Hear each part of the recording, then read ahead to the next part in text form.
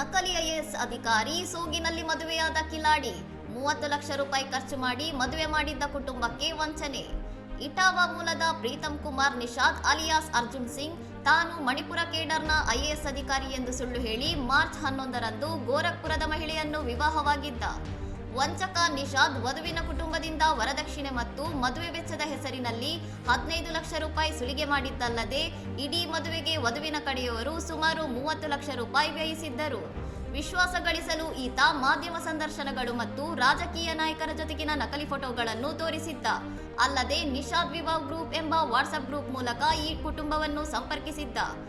ಮದುವೆಯ ನಂತರ ಅತಿಥಿಯೊಬ್ಬರಿಂದ ಬಂದ ಸುಳಿವಿನ ಮೇರೆಗೆ ವಧುವಿನ ಕಡೆಯವರು ಇಟಾವಾದ ವಿಳಾಸಕ್ಕೆ ಹೋದಾಗ ಈತ ಐಎಎಸ್ ಅಧಿಕಾರಿಯಲ್ಲ ಎಂಬ ಸತ್ಯ ಮತ್ತು ಈತ ಈಗಾಗಲೇ ಇಬ್ಬರನ್ನು ಮದುವೆಯಾಗಿರುವ ವಿಷಯ ಬಯಲಾಗಿದೆ.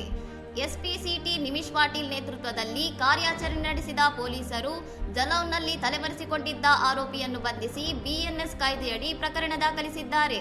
ಇನ್ನಷ್ಟು ಸುದ್ದಿಗಳಿಗಾಗಿ ನೋಡ್ತಾ ಇರಿ ಸೌರಂ ಟಿವಿ.